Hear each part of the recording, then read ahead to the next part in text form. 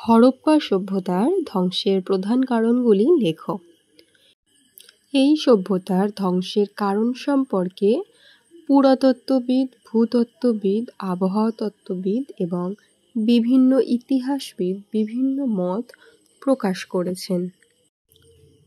এরা সকলেই বিভিন্ন তথ্যের ভিত্তিতে নিজ নিজ দৃষ্টিভঙ্গি অনুযায়ী তারা বিভিন্ন মতকে প্রতিষ্ঠিত করেছেন।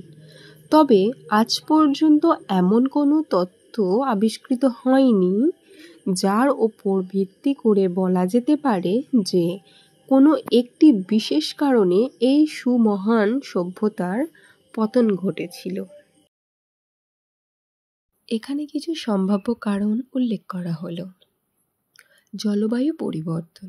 হরপ্পা সভ্যতার পতনের অন্যতম প্রধান কারণ হিসেবে ধরা হয় জলবায়ু পরিবর্তনকে। ঐতিহাসিক এবং প্রত্নতাত্ত্বিক প্রমাণ থেকে জানা যায় সে সময় শুষ্ক আবহাওয়া দেখা গিয়েছিল যা কৃষি এবং জীবনযাত্রাকে প্রভাবিত করেছিল।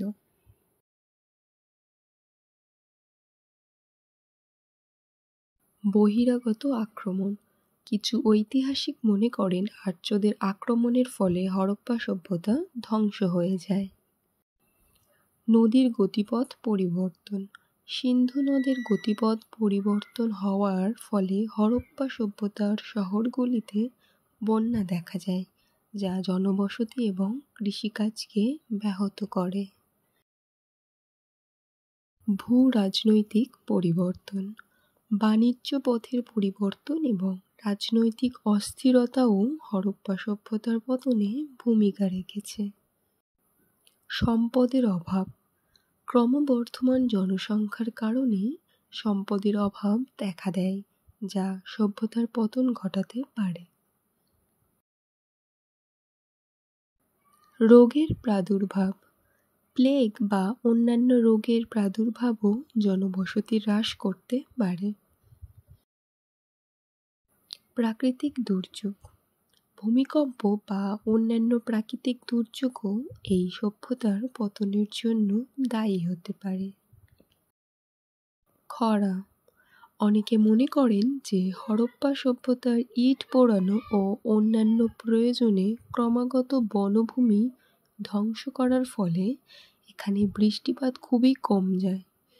একসময় টানা অনাবৃষ্টি বা খরার ফলে কৃষিকাজ বন্ধ হয়ে যায়, ফলে সিন্ধু অধিবাসীরা অন্যত্র চলে যায়।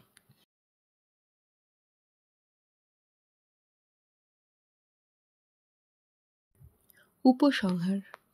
সিন্ধু সভ্যতার অবলুপ্তির কারণ হিসেবে বিভিন্ন তত্ত্বের উপস্থাপনার পর একথাই বলা যায় যে উল্লেখিত কোনো অভিমতই সম্পূর্ণ ত্রুটিমুক্ত নয়, তাই সর্বজন গ্রাহ্যও নয়। এখন শুধু একথাই বলা যায় যে ইতিহাসের নিয়মেই একদিন হরপ্পা সভ্যতার যেমন উত্থান ঘটেছিল, তেমনি ইতিহাসের নিয়মেই এই সভ্যতার পতনও ঘটেছিল।